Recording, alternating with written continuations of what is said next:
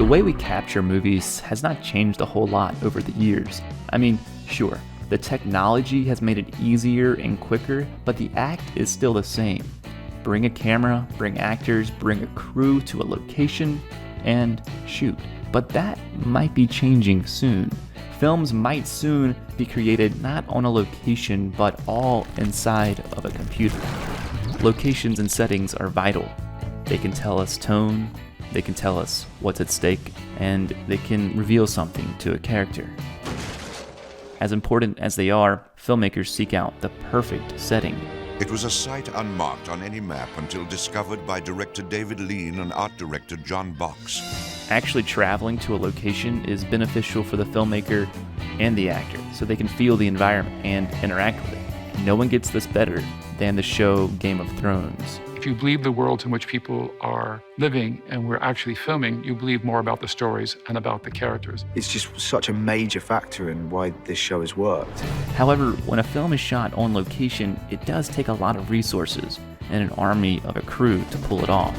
It's expensive to move that amount of crew from location to location, so more and more often as visual effects have gotten better, the environments are created digitally and the actors are filmed on a backlot with a green screen. Most actors and filmmakers do not love green screen work. It's really boring to shoot, honestly. You turn up, it's a depressing day when you have to shoot green screen. On The Hobbit, Ian McKellen almost quit acting because the green screen work was so frustrating. Just tell me what happens, and then I'll try and do it without you. And of course, what you do isn't always expressed on your face. So you say angry, and I go angry, and I'd rather be angry inside, you know what I mean? But for the actors, I think it's going to get worse, because actors will soon just come into a studio and do the performance in a blank room as computers log their facial movements. All the environments and everything within a scene will simply be created digitally. Computer-generated imagery has been used in films for a while now, but recently it's been taken to a whole new level of realism, not just creating a piece of a scene, but creating an entire scene. Let's take a look at the film Deadpool.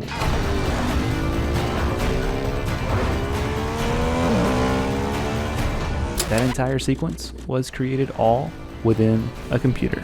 Here's a breakdown. And granted, these are major blockbuster films with major action sequences where visual effects are needed, but you can see it's possible to create all within the computer. And animated movies have been made this way since 1995, but now we're talking about photoreal films that are created all within a computer. No longer do you need camera or a traditional crew going out to a location or a backlot. The crew would just simply be rooms and rooms of artists churning out digital images on computers, frame by frame, creating the perfect movie exactly as imagined. Maybe the films will become better.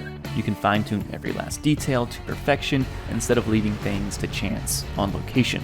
But one could argue that the film could lose a sense of soul and spontaneity that real locations offer.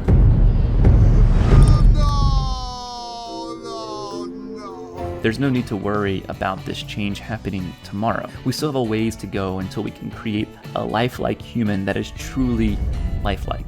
But as you can see in these recent examples like Star Wars, we are getting closer.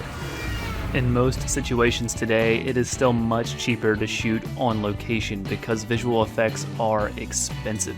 But I think it's worth asking the question, as technology advances exponentially and prices come down, what are the repercussions to filmmaking, and what does making a movie look like in 15 to 20 years? Today, it's a novelty to shoot a film on actual film, but soon it may be a novelty to shoot on an actual location.